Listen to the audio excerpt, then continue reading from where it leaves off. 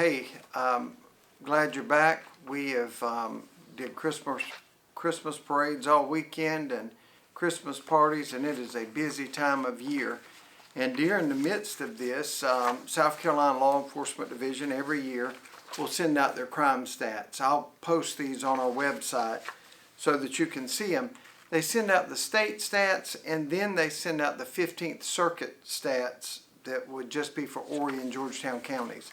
Last year, I was talking to Chief Mark Keel, and he said, well, whatever you're doing, keep doing it, because it's really impressive what's going on in Horry and Georgetown counties. We are below the state average on murder, a good bit below. We're a little bit above on sexual battery. We are below on aggravated assaults, below on robbery.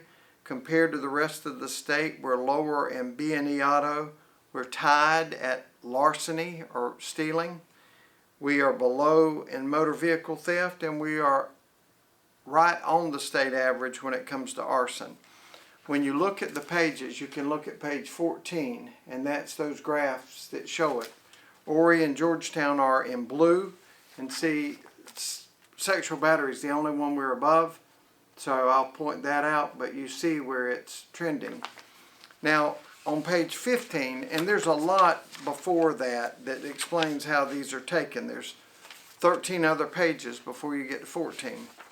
But that's kind of where I usually start off. On page 15, it shows that the violent crime rate decreased by 2% from 2023 to 2024.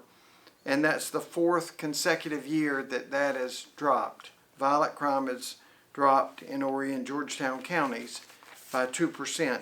The murder rate dropped by 15%, and that's the fourth year in a row that that has decreased.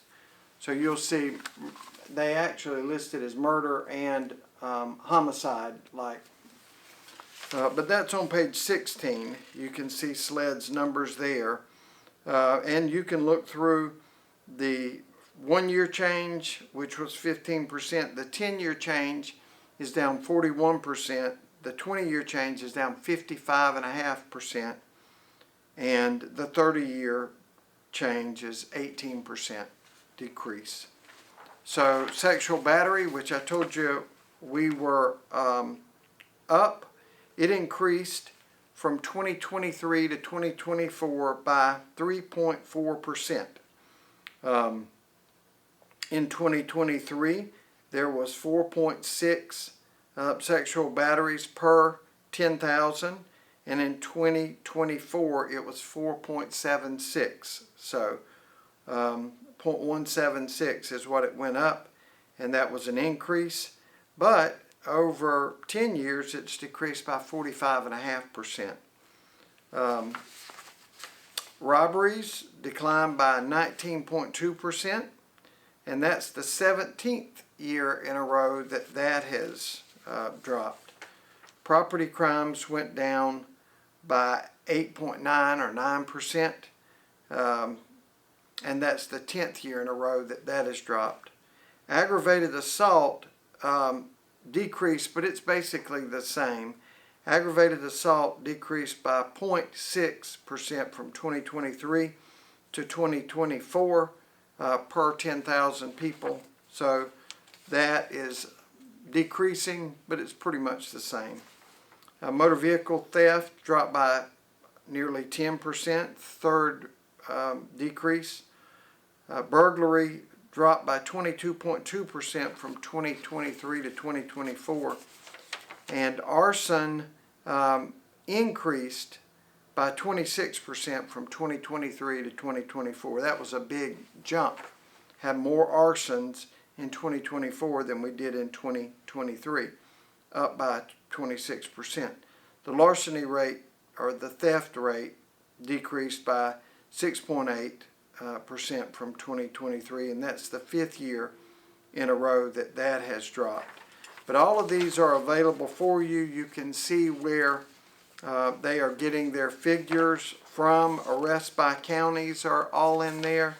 It is just a ton of stuff to go through, but with 46 counties being below the index in all of these figures is pretty impressive.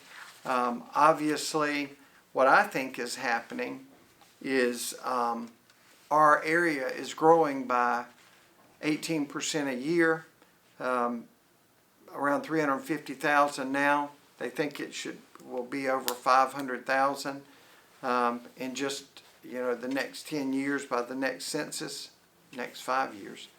But I think what's happening is a lot of good people are moving in. There are not a lot of bad people, and I think that is maybe making those numbers trend down.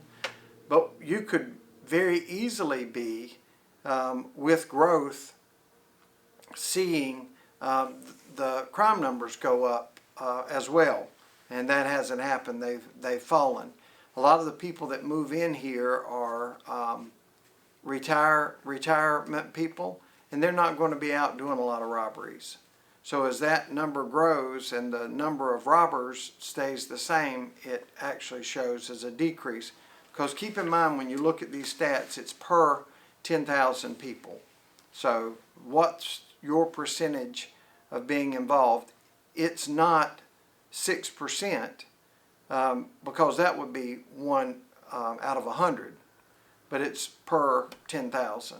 So as those numbers, think about it. If you in Allendale, and last year it was 5,000 people for the whole county, and this year it's 4,000 people, and you had 2 robberies in the county of Allendale, both times the numbers would go up because the population decreased. So it's per 10,000.